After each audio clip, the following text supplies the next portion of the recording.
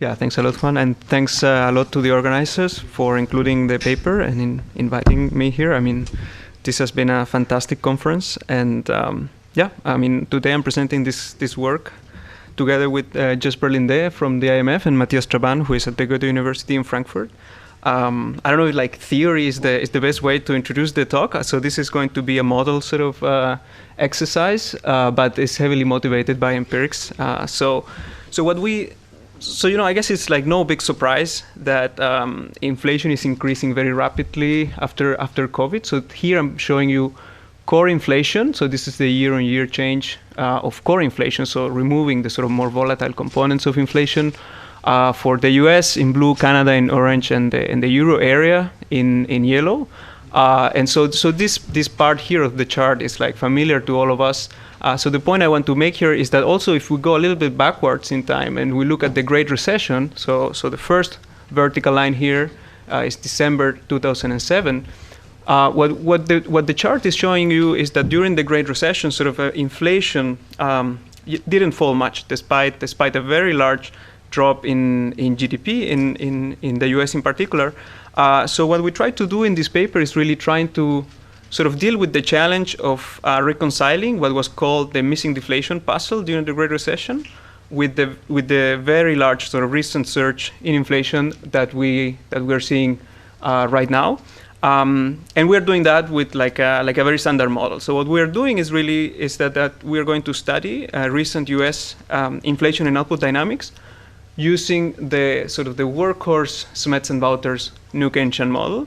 And the key feature that is going to sort of allow us to account for these facts using this model is the Kimball proposed already in 1995 sort of state-dependent demand elasticity that the price that the intermediate good firms are going to face.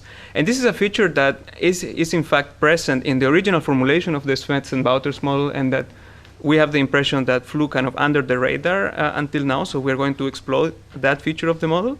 And what this gives us, what this feature of the model implies, is that the model is going to have a state-dependent Phillips curve slope and also state-dependent propagation of shocks. I want to make the point also, because this was pointed out in a previous discussion of the paper, that the paper, I think, is also more general than just accounting for these two events that I showed you in the previous slide. So in general, we're going to have a model that delivers a distribution of inflation that is more in line with the empirical distribution of inflation, which is very heavily skewed to the right. So it has a positive skew. So inflation has very few negative realizations, but there are several sort of episodes in the data where inflation is relatively high. So that's what the model is going to deliver.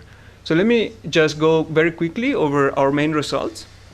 So the main results is that our variant of the Smets and Wouters model will explain the modest decline in inflation that we saw during the Great Recession and its recent post-COVID surge better than the original Smets and Wouters model. And the key here is going to be the nonlinear formulation of the model. So we're going to make a strong case for using a nonlinear version of this model, because that is going to imply that the model has a Phillips curve that is going to be steeper during booms and is going to be flattened during recessions. And also, cost-push shocks in the model are going to be amplified during booms and during high inflation episodes, and they're going to be muted during recessions. And finally, and this is a somewhat sort of concerning message, the policy trade-off to stabilize inflation for the central bank becomes larger as baseline inflation increases. Okay, so those are the main results. And I just want to say a few words about the workhorse model. So this is a very sort of well-known model used by many central banks. So I don't want to spend too much time sort of describing the features of the model. I'm just going to say we work with the nonlinear formulation of the Smets and Wouters models. We don't introduce any sort of new features to the model. And in this equation, I'm just showing you the Kimball aggregator as formulated by Dotzian King and Levin Lopez Salido and Yoon, which is the one in the original version of the model. And so what this equation is showing you is how final goods producers aggregate the intermediate goods YTF. So this is the intermediate good of one individual firm. This is going to be aggregate output. So this phi here is going to be the gross markup, and this psi is going to be a parameter that summarizes the degree of demand curvature in that firm's phase, basically. So the point I want to stress here is that you can see that so this formulation of the Kimball aggregator is sort of nice because it gives you that when this psi parameter is greater than 0, you are going to be in this Kimball world where firms face this state-dependent demand elasticity. But when you set this parameter to 0 here, you are in the Dixit-Stiglitz world, which is the more sort of standard way, perhaps in New Keynesian models, to aggregate intermediate goods with a constant with a CS function, so a constant elasticity function. Okay, so that's it, and I want to now focus on the intuition behind this mechanism. Yeah. So what exactly is the intuition that you showed us? No, so now I'm going to show you the intuition.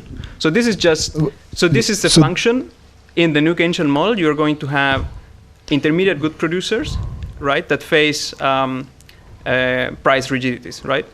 This is just showing you how those goods are going to be aggregated. So this is an aggregator on how intermediate goods are aggregated into a final good. So I'm just saying. And then you integrate over that, over all F, or? Right. So you have. So yeah. So you are going to have that aggregate output is just going to be the integral. This integral up there, right?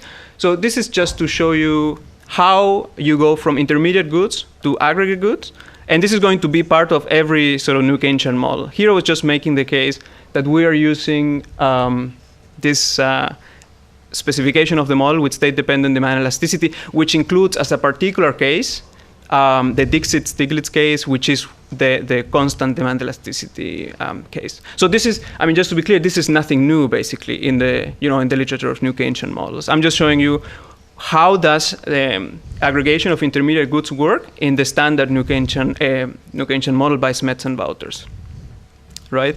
So this is the framework that we're going to be using. So now I'm going to go to the intuition, which is, how basically the intuition is like how. What I want to discuss here is how the sort of this Kimball aggregation, is different from this Dixit-Stiglitz sort of more standard way of aggregating intermediate goods. So the main thing is that firms are going to face sort of there are strategic complementarities in the way that firms set their prices. This implies that firms are going to face a demand function that is going to look like this. So it's going to be, so this is what we mean when we say it's like quasi-kinked.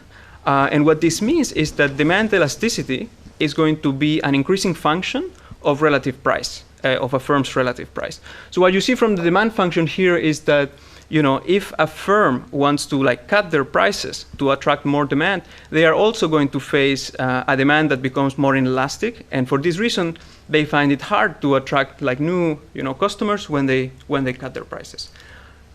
Now, what this implies is that the marginal revenue curve, which is in the middle chart here, is going to be concave. So what this is showing you is that, if you look at changes in marginal costs, so, you start from a point here around the middle of the curve, what you are seeing is that when marginal costs increase, firms are going to change their optimal price by a relatively large amount, but when marginal costs go down, firms are going to adjust their prices by relatively little.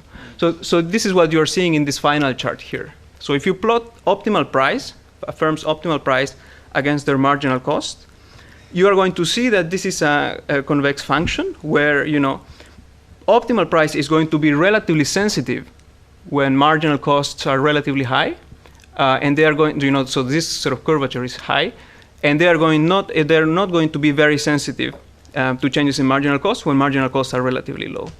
So that's the sort of the take-home message, right? So firms are going to increase their prices sharply when marginal costs are high or are increasing, and they are not going to cut their prices as aggressively when marginal costs are low or are falling, right?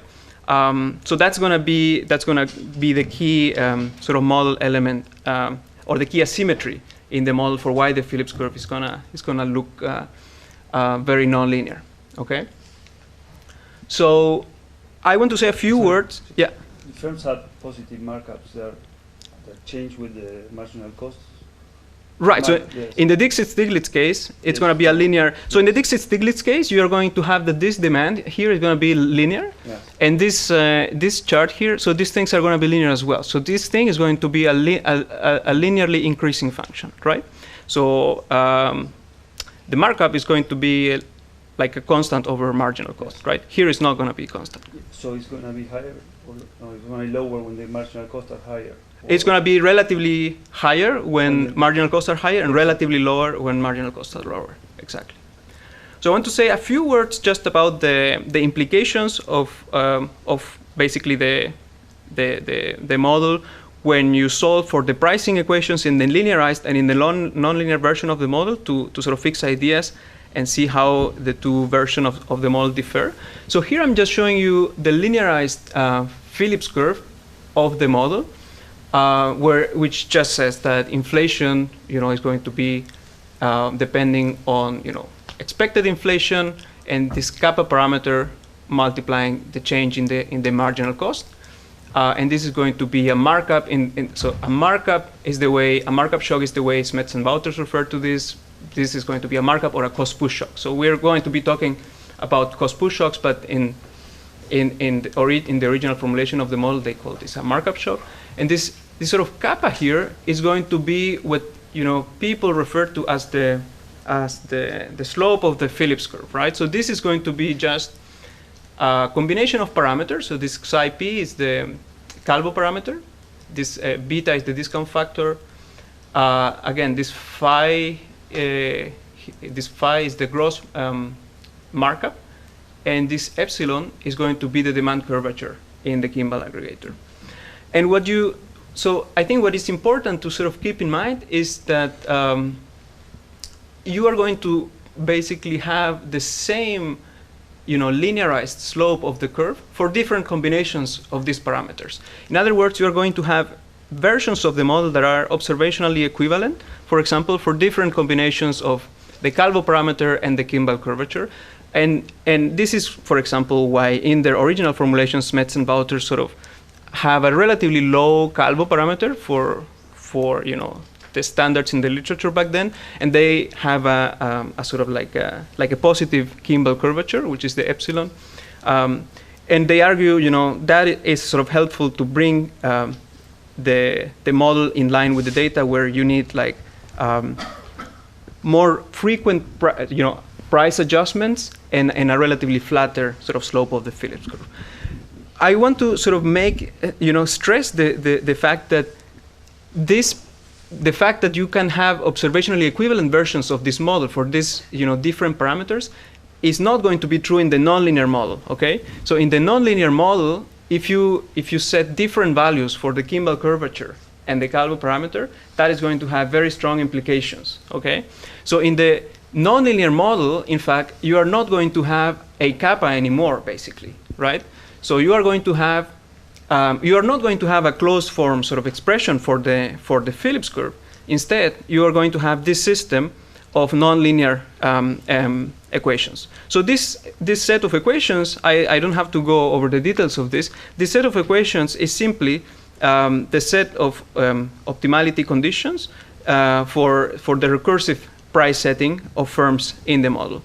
The only thing that I want to stress here is that this sort of epsilon p here is going to be the cost push shock that is going to be the equivalent to this epsilon here, which is the linearized version of that. So here this thing enters in a multiplicative way with the marginal cost. So this is why we call this a cost push shock. This is going to be a cost that effectively perturbs the marginal cost in the model. And I'm focusing on the sort of the Phillips curve and the cost push shocks, because this is what we are going to be looking at throughout the paper, okay? So the way that we sort of set up the model is that we follow our previous paper from that we published earlier this year in the JME, where we basically estimate a linearized version of the Smets-and-Wouters model in pre-great financial crisis data. Compared to their original estimation, we impose a tighter prior on the steady state markup. We fix the Calvo parameter in line with empirical sort of evidence at 2/3, and we're going to estimate the Kimball parameter. Okay, Smets-and-Wouters don't do that. Don't estimate the Kimball parameter.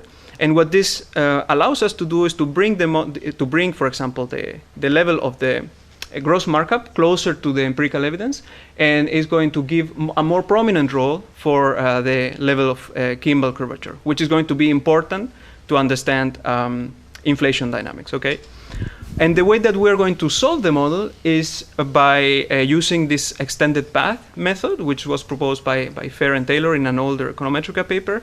And this thing is very, it's very practical because it is very easy to use even in Dynair. So you are going to solve the model under certainty equivalence, and you are going to do stochastic simulations basically under certainty equivalence. That allows us to basically tease out the difference between the linearized and the nonlinear version of the model. Because the linearized model, of course, by construction, imposes certainty equivalence. Yeah, there is a question there.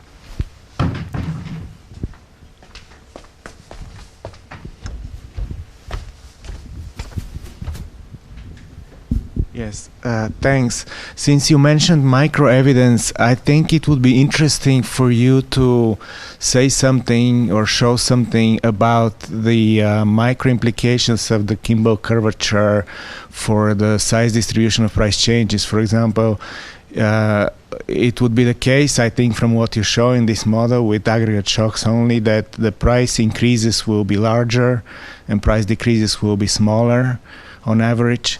And I wonder to what extent is that born in the data? And I think in the data that I've seen, that's not the case. They're pretty much a similar size.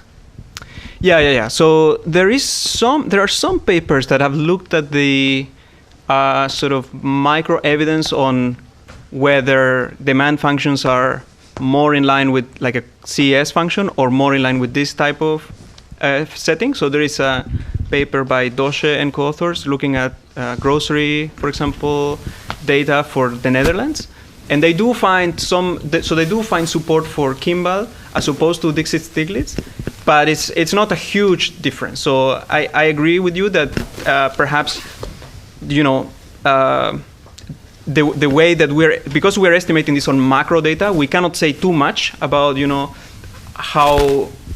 how accurate this framework would work to explain price variation at the micro level. But at the micro level, there is some evidence in support of Kimball as opposed to Dixit-Stiglitz. So at least that is supported by the micro data. Now, I should also add that what we're presenting here is one model of a nonlinear Phillips curve and state-dependent propagation of shocks in line what we see with the macro data. There are other models out there, right? So I don't want to claim that this is the only way to explain what we are seeing in the macro data. And I think what you were suggesting, like, for example, looking at state-dependent pricing, that is potentially, I think, another way of getting something similar in a new Keynesian model, right? So if you have firms that adjust their prices, when they need to, and then if the cost is very high of adjusting your prices when inflation is high, you are going to get more price adjustments when inflation is high. So that is probably also another way one could go. Here I'm showing you one way that is embedded in the sort of workhorse macro model, and that it helps us explaining current inflation dynamics and also previous inflation dynamics. But there's literature on how markups vary over the cycle that might be used, because here there will be counter cycle, I think, so markups in these models are counter cyclical when you have like demand expansion. So we still are going to have that. So we are not going to. So this model also has this feature. So it's not going to solve that particular issue. Okay. Yeah. So I'm going to show you now how the Phillips curve in the model looks like when you simulate the model with demand shocks. So this is simulations of the nonlinear and the linearized model with monetary policy shocks only, which is like a classical, demand shock. So what you're seeing here is that in the y-axis you have the inflation rate, in the x-axis you have the output gap, and note that the axis is reversed here just to be able to plot this as a Phillips curve, really. So what you have in blue here is the linearized model, and what you see here is that there is clearly sort of like a linear, relation that you impose basically by construction between inflation and the output gap, and the slope of this thing here is going to be the kappa that I was referring to before, right? If you look at the Phillips curve in the nonlinear model, you are going to see that, for example, if you are around the steady state here, so this is going to be the steady state of the model, the slope of this is also going to be kappa approximately, right? So you are approximating the nonlinear model around the non-stochastic steady state. But the interesting thing is that when, shocks drive the model far away from the steady state, you are going to see that in deep recessions, for example, here in the lower right part of the figure, the Phillips curve becomes much, much flatter, okay?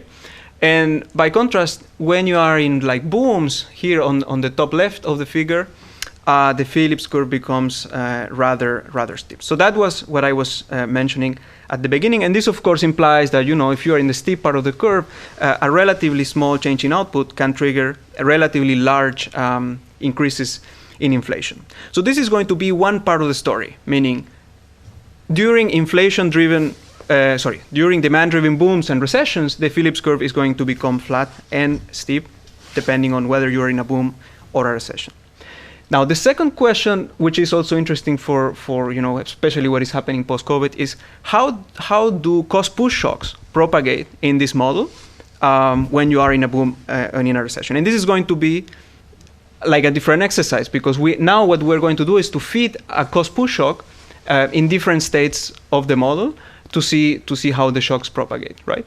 So if you look at what's happening here in this blue sort of dots, you see that in the linearized model, of course, this is not surprising, right? So there is a parallel shift outward because a cost-push shock in the linearized model is going to propagate the same irrespective of where you are in the model.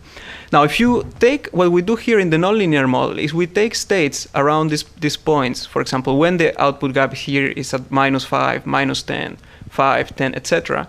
We feed cost-push shocks there, and we compute the average sort of effect on inflation to see how the curve moves outward in response to a cost-push shock. And what you see here is that the curve doesn't move in parallel outward. It rather sort of tilts, upward, which means that when you are in a deep recession, a cost-push shock has essentially no effect on inflation. It barely propagates in the model, right?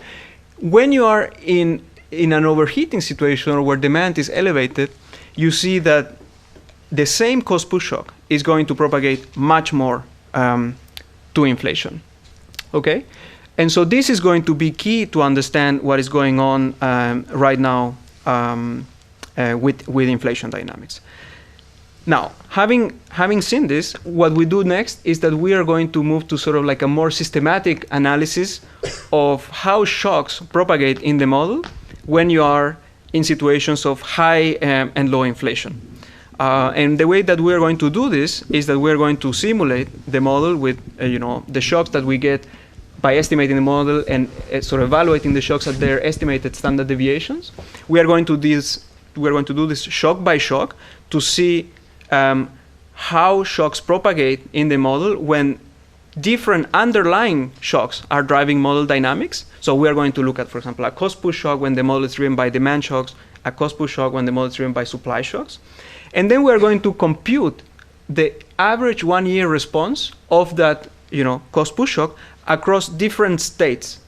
States meaning whether inflation is low or high before the shock hits. Okay, and this is what these charts are showing you. So if you focus first on the left-hand side here, you are basically seeing on the y-axis here, you have the 1-year inflation response.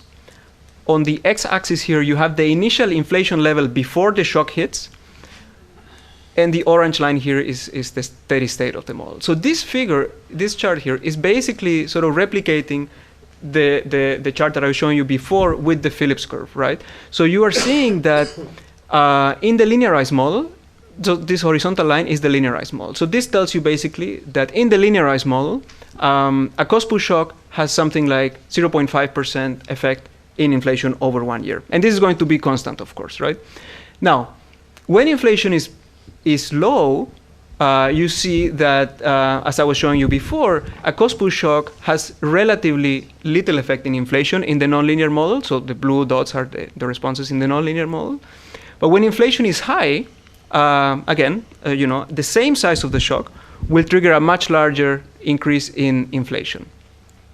Now, what happens if you move to the right chart here and you look at how do cost push shocks propagate in the model when the model is not driven by demand shocks but rather by supply shocks? See, these are again like cost push shocks driving the model. This is why it says price cost push shock plus price cost push shock, because price cost push shocks are being the underlying driver of the model, and on top of that we are going to add one cost push shock in each period. Okay, what you are seeing here is very interesting. So you are going to see that the slope of this cloud is going to be approximately the same as the slope in this cloud.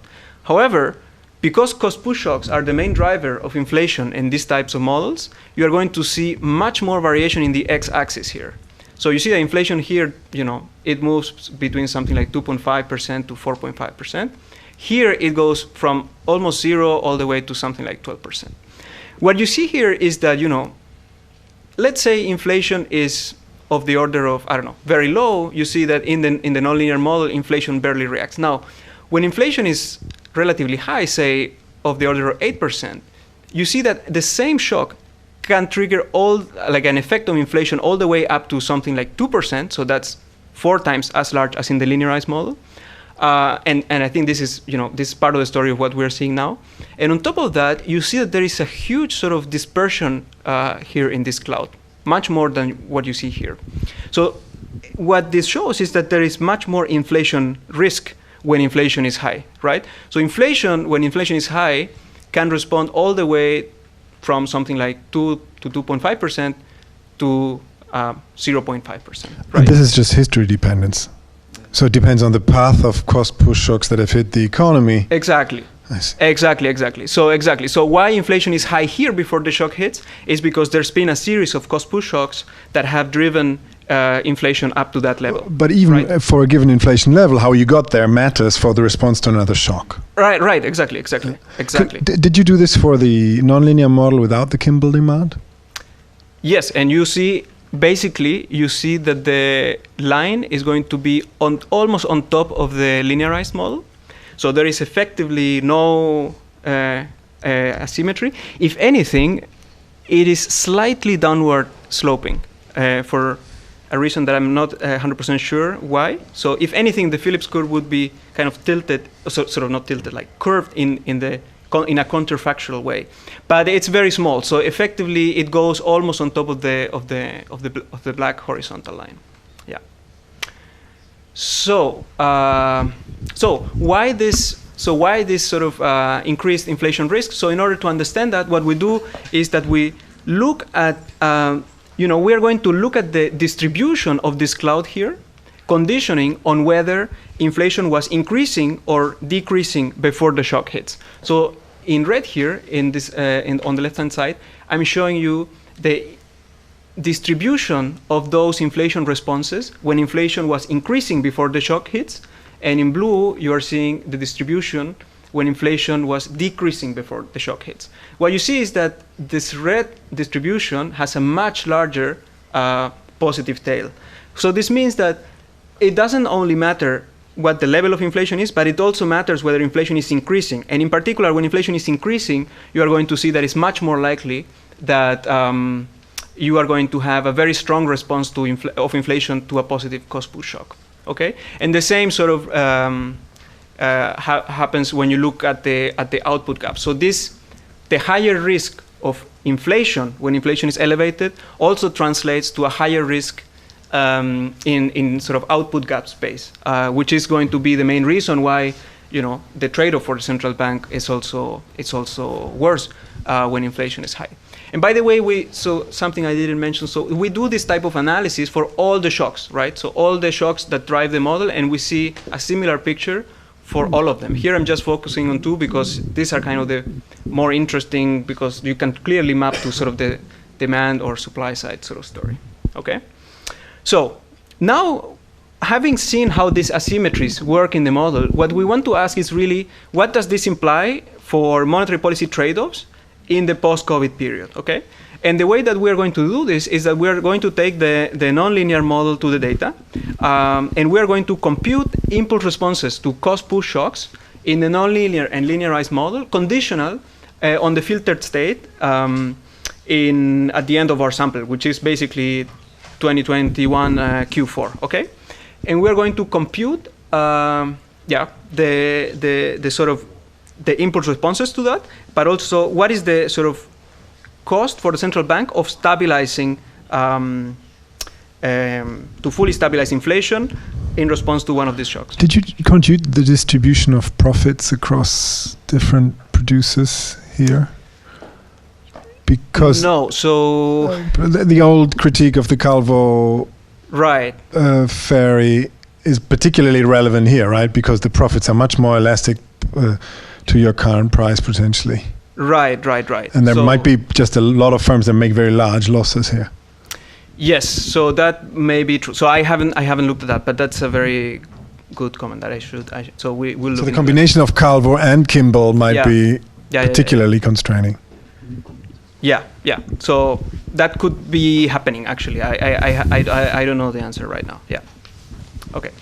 So the way we do this is that we're going to fit a cost push shock to the model in 2021 Q4. What you see here is the inflation response in the top left, in the nonlinear in blue, and the linearized model in black. And what you see here is that, in the nonlinear model,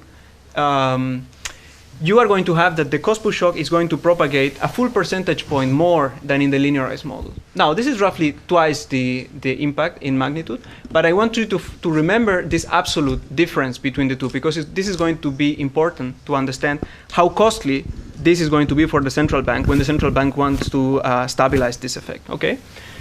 So you have this amplification here of the cost push shock. This triggers then an amplified response of the policy rate that simply comes from the Taylor rule, right? So this is an endogenous response of the central bank to the cost push shock, and this is associated, in the nonlinear model with a much larger drop in the output gap than in the linearized model. So this is already highlighting the fact that a cost push shock is going to be much more costly when inflation is elevated for the central bank. Now, what if the central bank wanted to stabilize this cost push shock? If you feed a one standard deviation monetary shock to the model in the same quarter, you are going to see that in the nonlinear model, inflation drops also more than in the linearized model. Now, why is that? Presumably because we are in the steep part of the Phillips curve, right? So a monetary policy shock is also going to have somewhat larger effects in the nonlinear model. But look at the absolute difference between the linearized and the nonlinear model. So this is going to be 0.1 percentage point, roughly. In the previous figure, we had a full percentage point difference. So this means that in order to undo this increase in inflation, the central bank is going to need much more tightening to bring things back to normal, okay?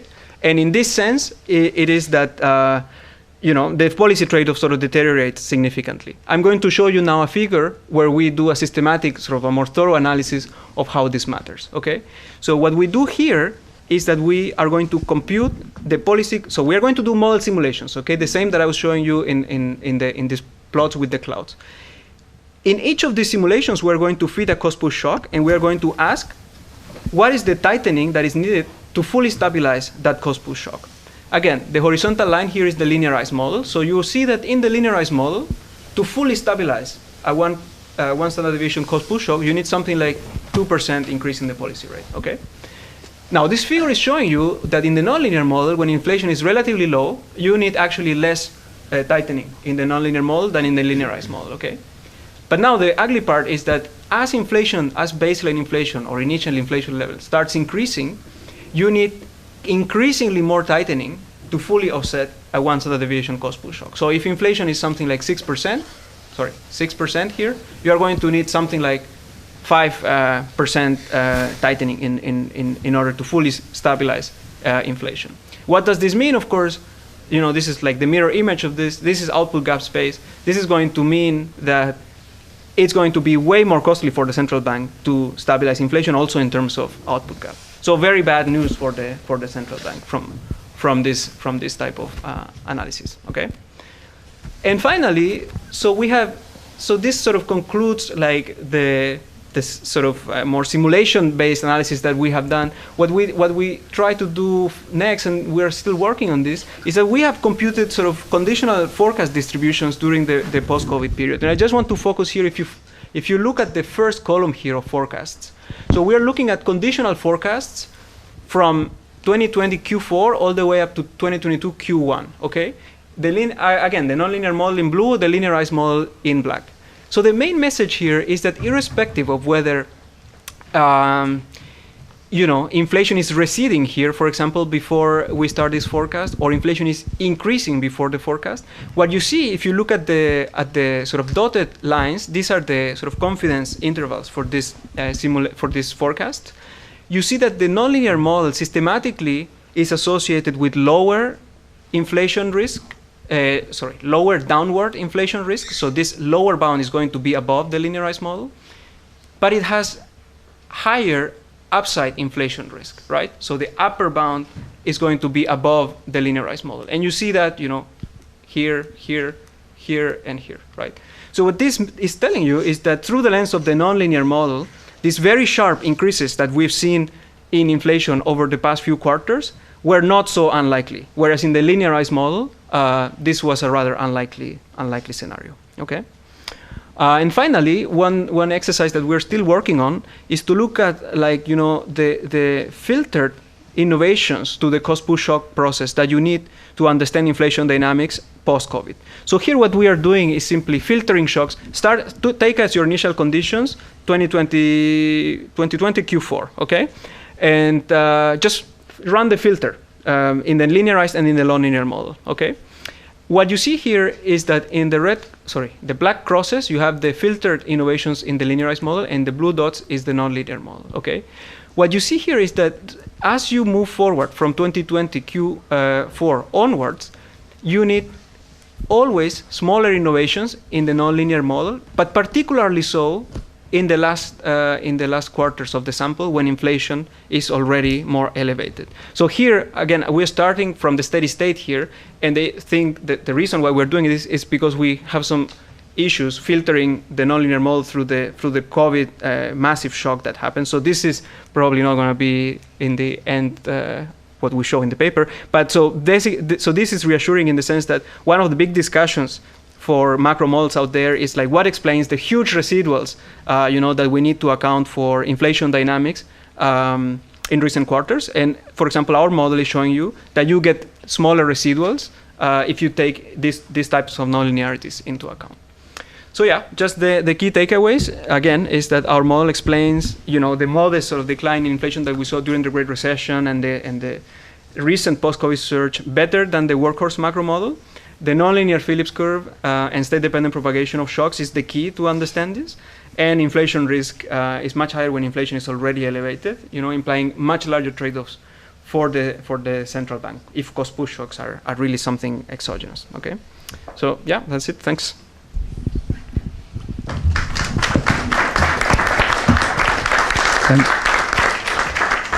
Thanks a lot. Merci beaucoup. It's super nice to be back in Paris, first time after the pandemic. And thanks for inviting me to discuss this very nice paper. I learned a lot by reading this paper. So I watched Martin presenting the same paper 2 days ago at the IMF on TV, and I knew that he's a good presenter, so I will not repeat the presentation. I'll just, put the paper in perspective in the literature and provide some comments. But let me say that this is an extension of a paper that the same authors have published in the JME earlier this year, and it's an extension to account for the COVID period. So basically in the previous paper they were explaining that they were able to match the missing disinflation during the Great Recession, and this is an update for COVID. And they emphasize the key role of nonlinearities in the transmission of cost-push shocks. So these nonlinearities are important in the transmission of every shock, but since cost-push shocks are dominant here, they are particularly important for cost-push shocks.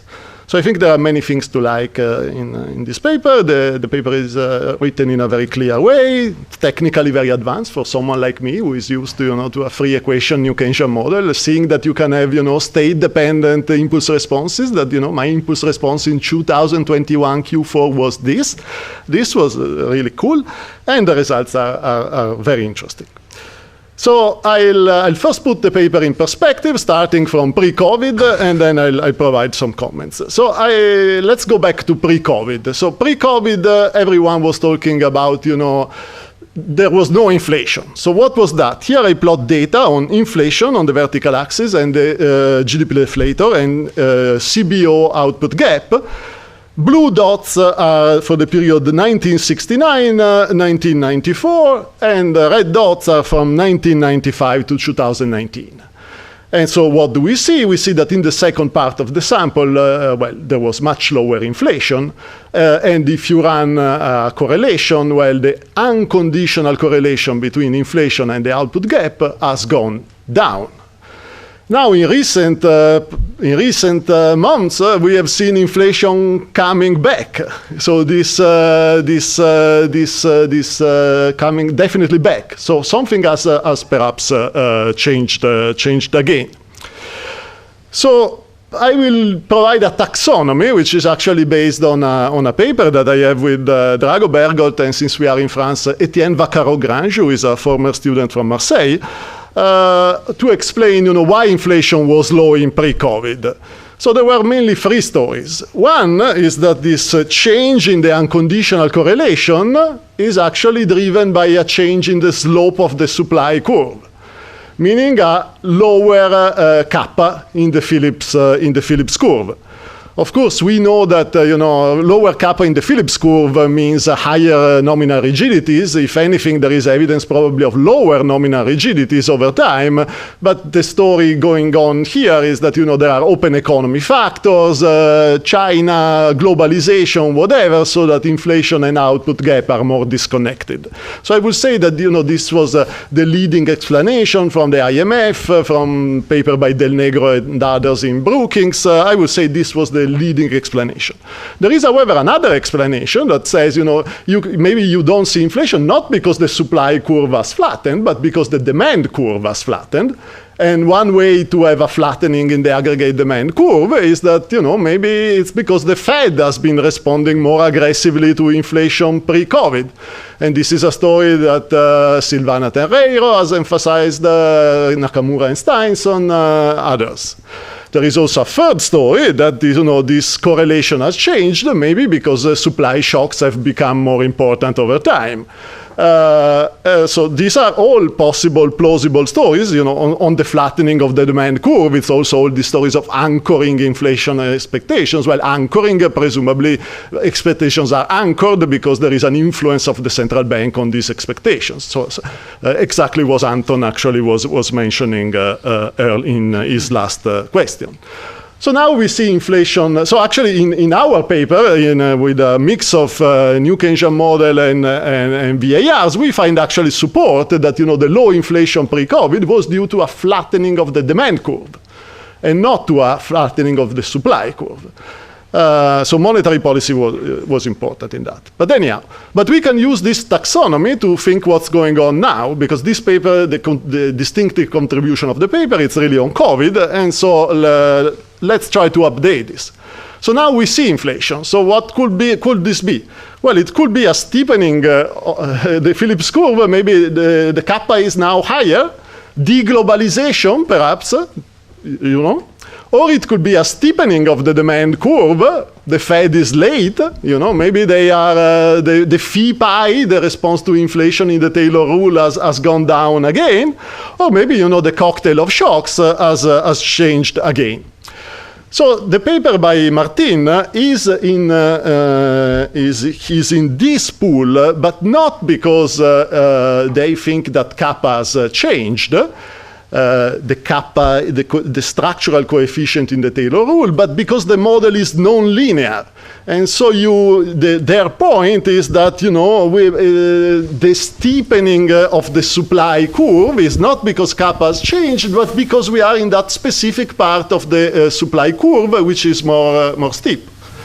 And this is a very interesting element in this discussion because it falls into this spot, but for a very different reason. So it doesn't necessarily call for a deglobalization, for example, even though, deglobalization could also be part of this.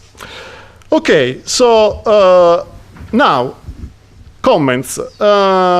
So this is built on Smets-and-Wouters. So let's go back to Smets-and-Wouters, which are the black line here. This is again a 2x2 matrix, so this should be nice. On the left column, cost push shocks. On the right column, monetary policy shocks. So let's look at the magnitude. Cost push shocks. Effect on inflation of 1, effect on GDP growth 0.3. So much, much lower. Demand shock, effect on inflation 0.1, effect on GDP growth 0.8. It means that this shock has the effect on GDP growth is 8 times bigger than the effect on inflation, conditional on demand, while conditional on supply, the effect on inflation is at least 3 times larger than the effect on GDP. What does this mean? It means that in the Smets-and-Wouters model, inflation is driven almost exclusively by markup shocks. GDP growth is almost exclusively driven by demand shocks. This is well known. It's a fact. It means that the Smets-and-Wouters model is like a model where the supply curve is very, very flat and the demand curve is very, very steep. So that you have this disconnect, that inflation is driven by one guy and output is driven by another guy. Martin improves on this, but first let me illustrate the mechanism through the Smets-and-Wouters model without non-linearities. What does the model say?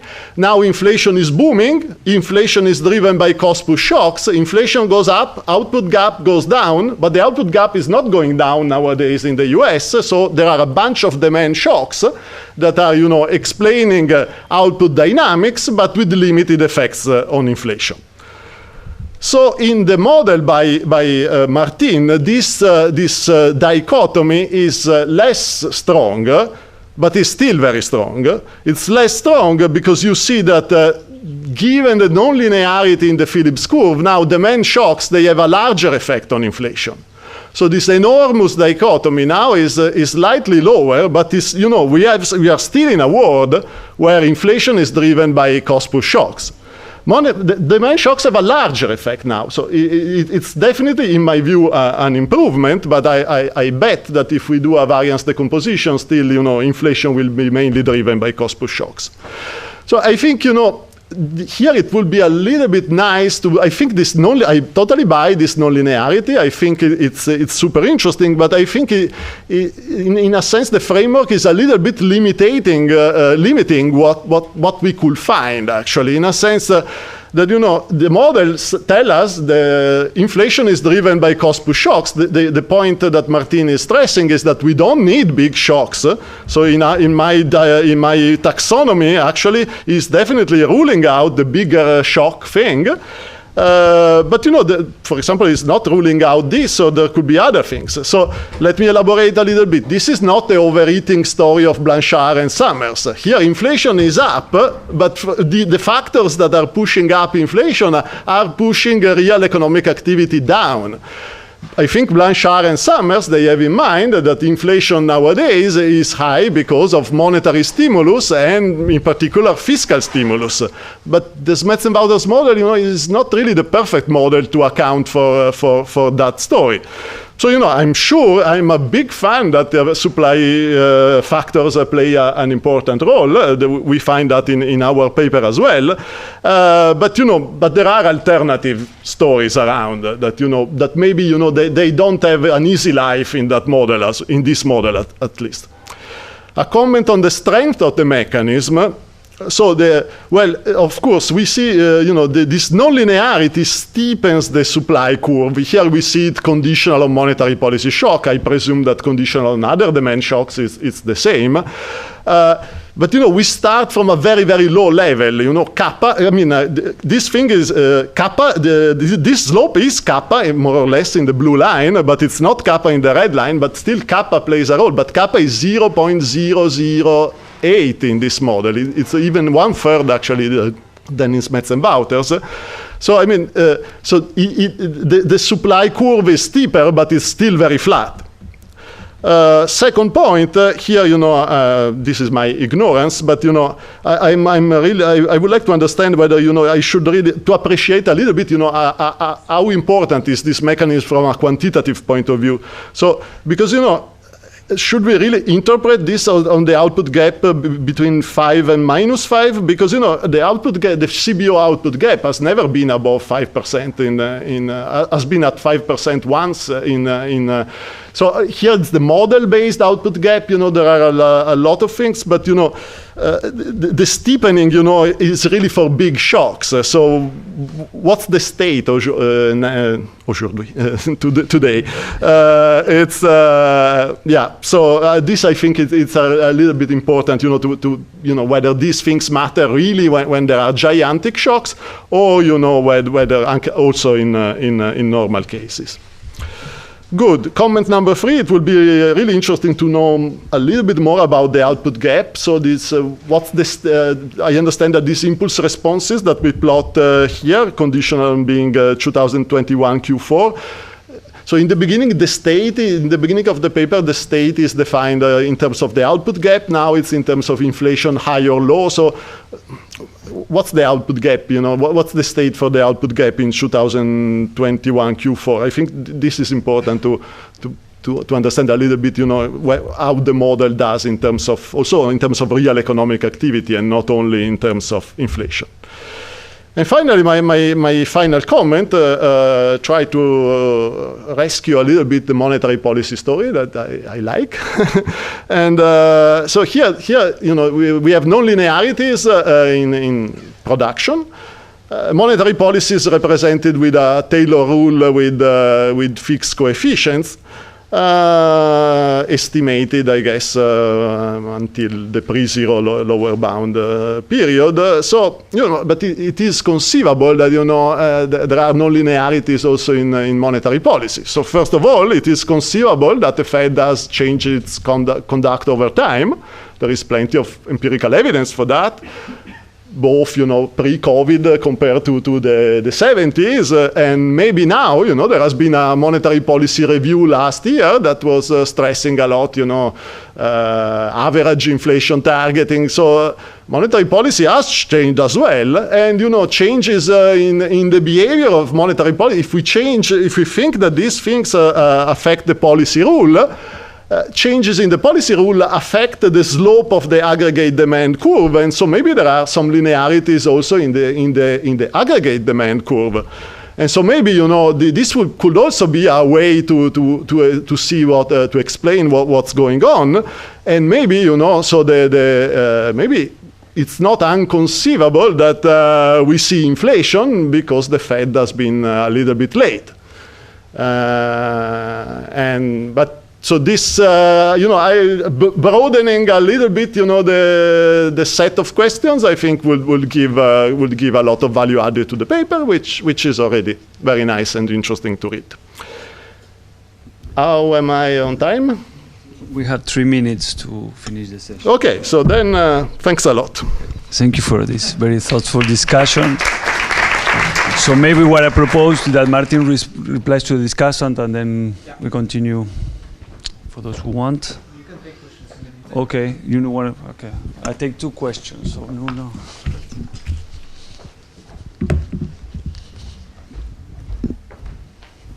Yes.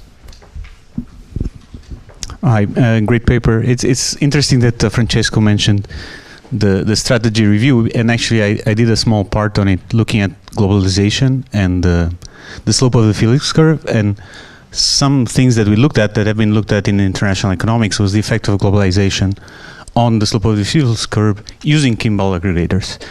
And the response was that quantitatively it didn't seem like globalization played a big role there.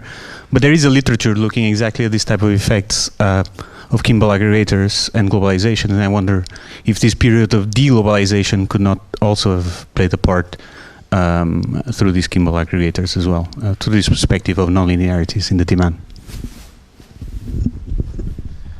Hi, thanks for an interesting paper. In terms of understanding inflation dynamics post-COVID, I'm still a bit puzzled because presumably the world was always nonlinear, and if the Smets and Walters model was the true data generating process before COVID, we had many periods of cost push shocks. Oil prices went up. Why haven't we seen inflation in the euro area or the US going to 9-10% in the Great Moderation period? That's my first question. Second question is, you mentioned also in your presentation or answer to a question that a state-dependent pricing model would deliver exactly the same feature, that as inflation increases, the Phillips curve becomes steeper and steeper. And so my question would be, how could you discriminate? What features in the data could you use to discriminate between your explanation and state-dependent pricing model? Thank you.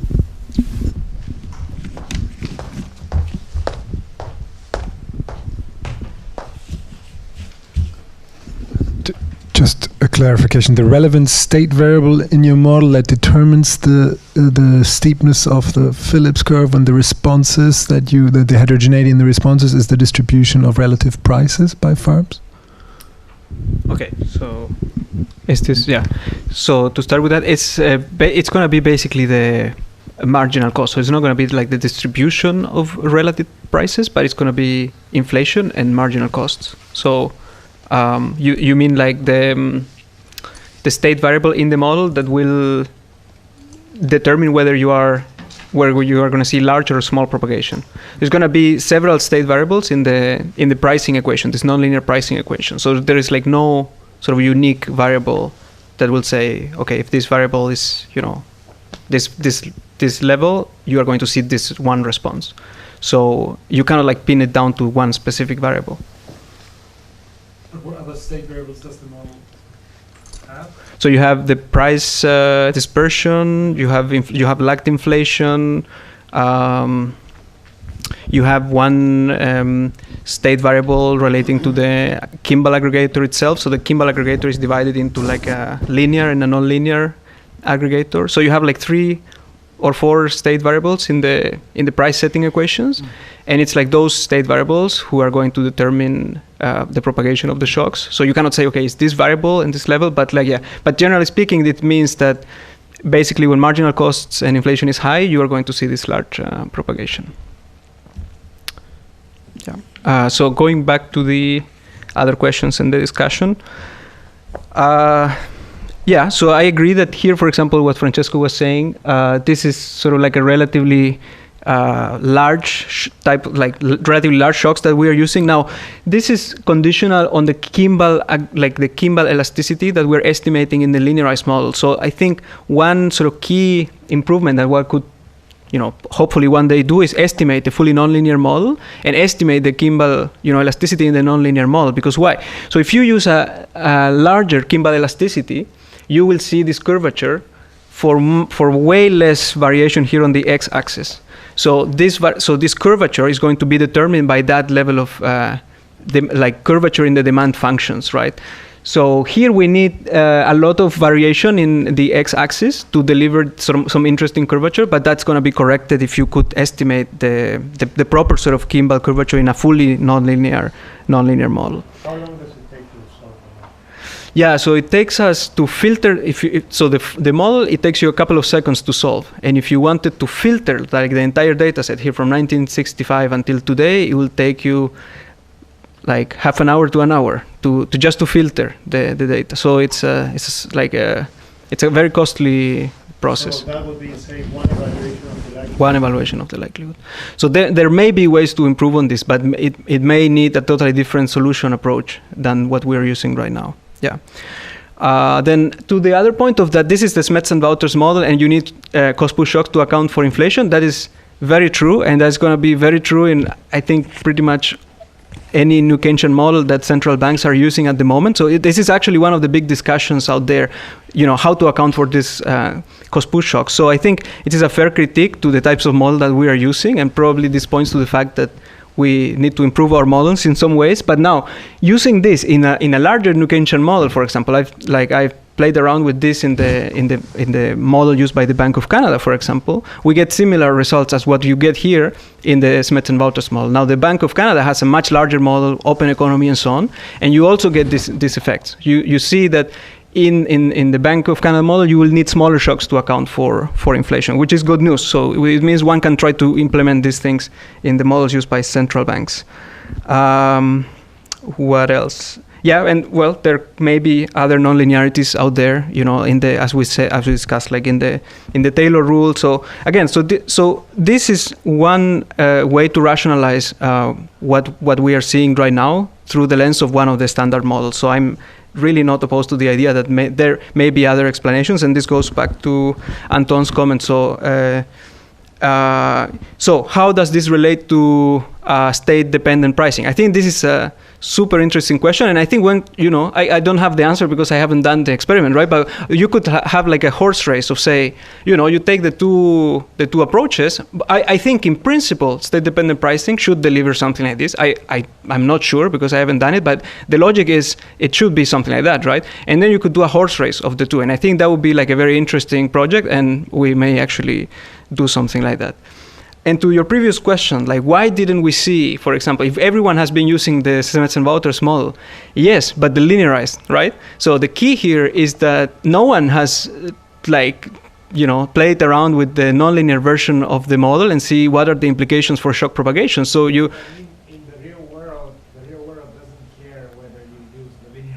No, of course, but people are trying to understand the linear world with the linearized model. And so in the linearized model, you always will need large shocks to account for inflation, right? So it's the same during the Great Recession. So what is the missing deflation puzzle? Is the fact that when people were looking at model forecasts, or maybe you have something else to say. We seen at 9% inflation before, when a couple of years ago the oil price also shoot up. There was a similar size cost-push shock, but we haven't seen these inflation effects. Well, so my reply to that would be that probably the shock is badly estimated because you are using the wrong model. But of course, we are not going to see counterfactual. So I think the question is whether you fit the data better or worse with the nonlinear model. My claim is you fit the data better, and you see that during the Great Recession and during the post-COVID period. You would say that depends on the contingency. How do you get there? 3 years ago, it's a different initial condition. Well, depends on the. I thought that the answer with your model to him was to say, well, 3 years ago the conditions were different today. There was the sequence of shocks, right? Yes, but you will get after 1, 2, 3 shocks, then the response to inflation is much higher. But then the coverage is monetary policy again, right? If you say now inflation is high, we're starting at a higher inflation, and we're seeing the same size of shocks as before. No, sure. I just said that the model as an answer to your question, I think that the sequence of shocks should matter. Yeah, for sure, it does matter. Yes. If you build a model, then you. Yeah. So I think this is very interesting, and we can keep discussion later. I don't have really too much to say about how this affects, for example, the globalization, but I think we can also kind of discuss that later on, because at least from this project, I don't have like much insights on what how that can affect. There are other sort of strategic complementarities that also play a role in this kind of global things with production networks and so on, but with this type of framework, I cannot say much to that, so we can touch base later. And yeah, so I think because we are over time, I think I'll leave it at that. Yeah, but thanks so much everyone for the questions and comments.